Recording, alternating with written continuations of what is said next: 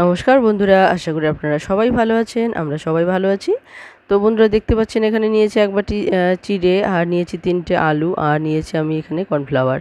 তো এই 3টে উপকরণ দিয়ে আজকে একটা মজাদার স্ন্যাক তৈরি হতে যাচ্ছে। তো অবশ্যই বলব বন্ধুরা সঙ্গে থেকে পুরো ভিডিওটা দেখবেন, তাহলে আপনারা বুঝতে পারবেন কত সহজেই একটা সুন্দর স্ন্যাক তৈরি করা যায়। তো আপনারা যেকোনো সময় এটা বানিয়ে নিতে পারবেন ঝটপট, এবং চায়ের সঙ্গে কিন্তু খুবই খেতে ভালো লাগে, আর এমনিও খেতে কিন্তু খুবই ভালো লাগে। তো বন্ধুরা দেখতে পাচ্ছেন এখানে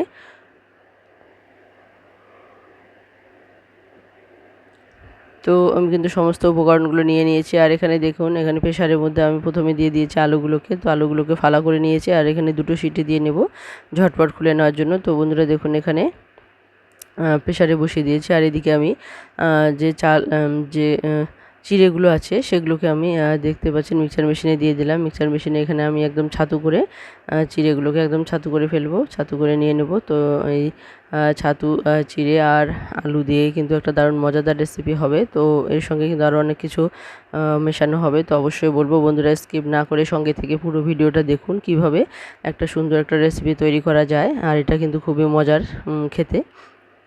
যে কোনো সময় আপনারা ঝটপট বাড়িতে বানিয়ে নিতে পারছেন।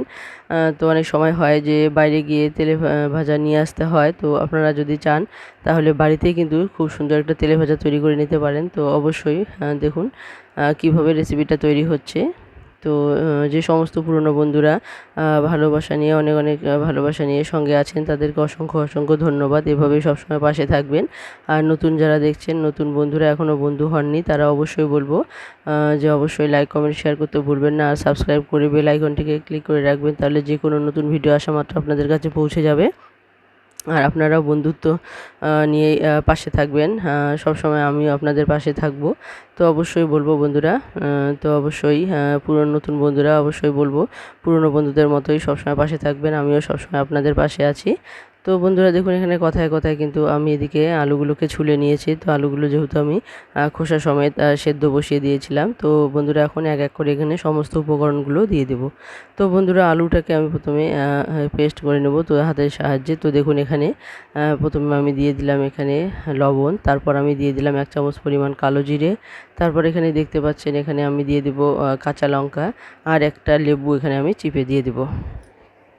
তো কাঁচা লঙ্কাটাকে কিন্তু একদম কুচি করে দেব, তাহলে এটার সঙ্গে মিশে যাবে খুব সুন্দর একটা ঝাল ঝাল একটা টক টক একটা রেসিপি কিন্তু তৈরি হতে যাচ্ছে। তো অবশ্যই বন্ধুরা স্কিপ না করে সঙ্গে থেকে পুরো ভিডিওটা দেখুন, অবশ্যই আপনাদের ভালো লাগবে।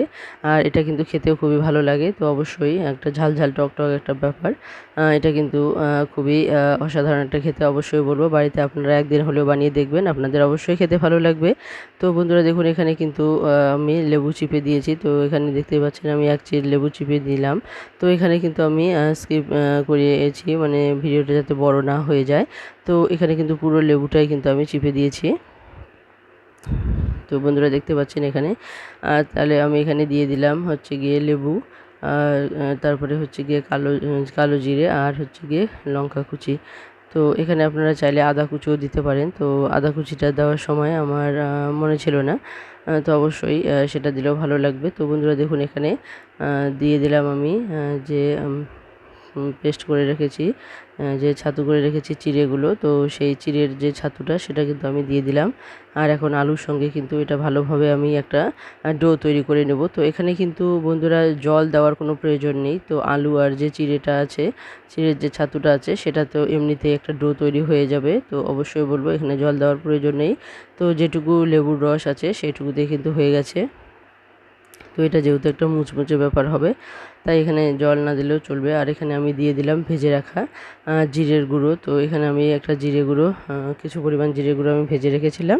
তো সেই ভেজে রাখা জিরের গুঁড়োর মধ্যে 1 চামচ পরিমাণ জিরে গুঁড়ো আমি এখানে দিয়ে দিলাম।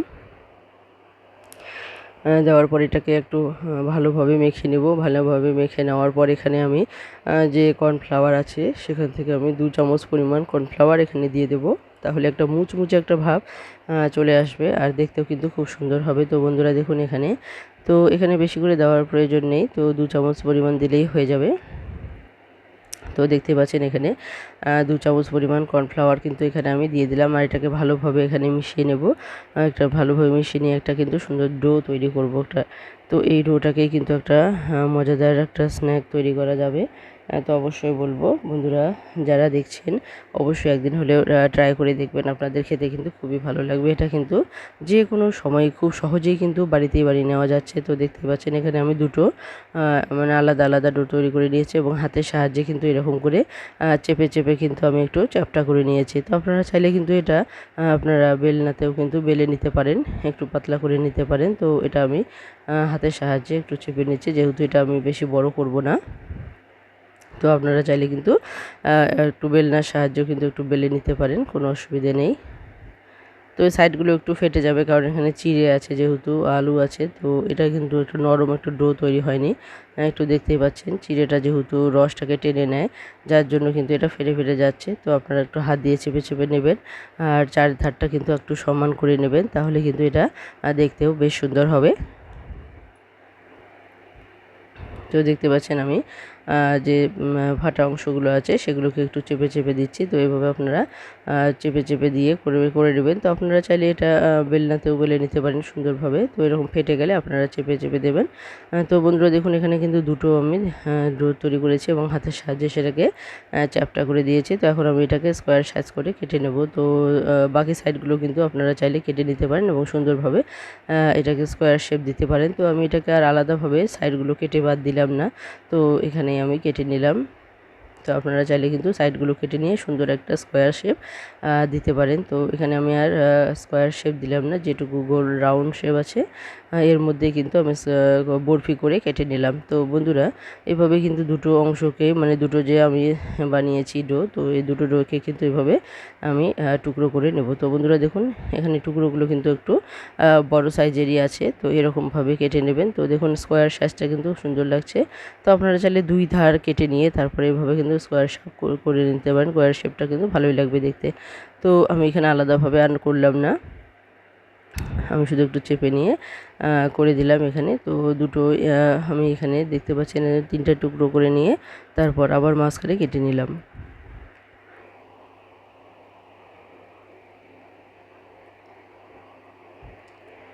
তো এইভাবে কিন্তু দুটোকে আমি কেটে নিলাম সুন্দরভাবে। তো দেখতেই পাচ্ছেন, আর এটা কিন্তু ভাজার সময়ও কিন্তু এটা একদম মিডিয়াম টু লো হিটে কিন্তু ভেজে নেবেন, তাহলে দেখবেন এটা কিন্তু ভাজাটা কিন্তু খুব সুন্দর হবে, ভেতর থেকে সুন্দরভাবে ভাজা হয়ে যাবে।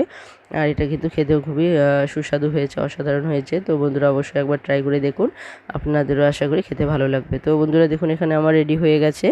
তো এখন আমি এটাকে ভাজবো, তো মিডিয়াম টু লো হিটে ভাজবো।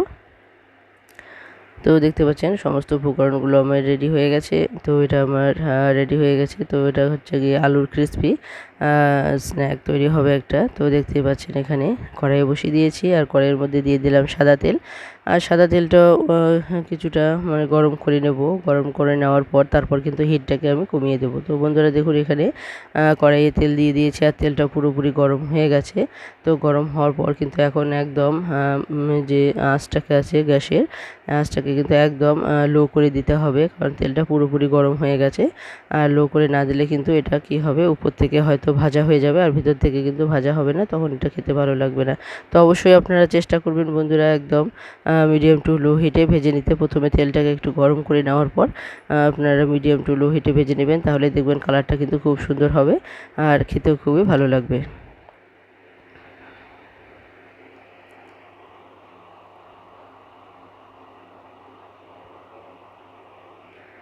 তো দেখতেই পাচ্ছেন বন্ধুরা এরকম করে ধীরে ধীরে আপনারা একটা একটা করে উল্টে পাল্টে কিন্তু ভালো করে ভেজে নেবেন, তাহলে চারিধারটাই কিন্তু সুন্দরভাবে ভাজা হয়ে যাবে, যেহেতু এটা স্কোয়ার শেপ। তো চারদিকটাই কিন্তু সুন্দর করে আপনাদেরকে একটা একটা করে কিন্তু উল্টে পাল্টে ভেজে নিতে হবে, তাহলে চার ধারেই সুন্দরভাবে ভাজা হয়ে যাবে। আর এটা দেখতেও কিন্তু খুবই সুন্দর হয়েছে আর খেতেও কিন্তু খুবই ভালো হয়েছে। তো বন্ধুরা আমার এই রেসিপিটা আপনাদের কেমন লাগলো অবশ্যই কিন্তু কমেন্টে জানাতে ভুলবেন না। আর যে সমস্ত বন্ধুরা এখনও অবধি আছেন আমার সঙ্গে, সবাইকে অসংখ্য অসংখ্য ধন্যবাদ। এভাবেই সবসময় পাশে থাকবেন, কারণ আপনাদের ভালোবাসা খুবই প্রয়োজন। আপনাদের একমাত্র ভালোবাসাই আমাদেরকে এগিয়ে নিয়ে যেতে পারে। তো অবশ্যই বলবো বন্ধুরা অবশ্যই একে অপরের পাশে থাকবেন, তাহলে দেখবেন সবাই আমরা আশা করি একে অপরের পাশে থাকলে সবাই কিন্তু দ্রুত এগিয়ে যেতে পারবো। তো অবশ্যই চেষ্টা করবেন সবাই একে অপরের পাশে থাকতে। আর নতুন বন্ধুরা যারা দেখছেন তাদেরকে বলবো অবশ্যই পাশে থাকবেন, দেখবেন আপনারা পাশে থাকলে আপনাদেরও বন্ধুদেরও পাশে সবাই থাকবে। তো অবশ্যই বলবো নতুন বন্ধুরা অবশ্যই আপনারা লাইক কমেন্ট শেয়ার করতে ভুলবেন না, আর সাবস্ক্রাইব করে বেল আইকনটিকে ক্লিক করে রাখবেন, তাহলে যে কোনো নতুন ভিডিও আসা মাত্র আপনাদের কাছে পৌঁছে যাবে। তো বন্ধুরা দেখুন কত সহজে একটা মুচমুচে একটা রেসিপি তৈরি হয়ে গেল। তো দেখতে পাচ্ছেন এটা দেখতে কতটা সুন্দর হয়েছে। তো এটা কিন্তু খেতেও খুবই ভীষণ সুন্দর হয়েছে। তো আপনারা চাইলে একটু তেল বেশি করে দিয়ে ভাজতে পারেন। তো আমি কিন্তু এটা একটু কম করে তেল দিয়ে ভাজছি, কারণ আপনাদের যারা আগে দেখেছেন ভিডিওতে আমি সাধারণত বলি যে বাসি তেলটা আমি রাখা পছন্দ করি না, যার জন্য আমি চেষ্টা করি সবসময় একটু কম তেলে ভেজে নিতে, যাতে সমস্ত তেলটাই আমি কাজে লাগাতে পারি। তো এমনিতেই সাধারণত বাসি তেলটা শরীরের পক্ষে ক্ষতিকারক, যার জন্য আমি কিন্তু এখানে ডুবো তেলে ভেজে নিচ্ছি না। যেহেতু আমার তেলটা ডুবো তেলে দিলে হয়তো অনেকটাই মানে বেঁচে যাবে, যার জন্য আমি চেষ্টা করছি একটু কম তেলের মধ্যেই আলতোভাবে ভেজে নিতে। তাহলে আমার তেলটা কিন্তু এটা আমি অন্য কাজে সহজেই ব্যবহার করে নিতে পারবো, আর এই রেসিপিটাও কিন্তু আমার হয়ে যাবে। তো অল্প তেলে হলেও কিন্তু এটা কিন্তু ভাজাটা খুবই সুন্দর হয়েছে। তো দেখতেই পাচ্ছেন আপনারা, দেখেই বোঝা যাচ্ছে এটা কিন্তু একটা মুচমুচে একটা রেসিপি তৈরি হয়েছে। তো এটা কিন্তু খেতে খুবই সুস্বাদু হয়েছে। তো বন্ধুরা অবশ্যই বলবো আপনারা একবার হলেও এরকম করে বাড়িতে চেষ্টা করবেন, অবশ্যই আপনাদের খেতে এটা ভালো লাগবে।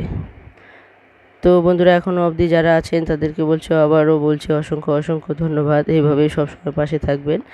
তো দেখুন এই রেসিপিটা, তো অবশ্যই আপনারা কমেন্টে জানাতে ভুলবেন না আপনাদের কেমন লেগেছে এই রেসিপিটা। যদি ভালো লেগে থাকে তাহলে অবশ্যই একবার হলেও বাড়িতে ট্রাই করে দেখবেন, আপনাদের খেতে খুবই ভালো লাগবে।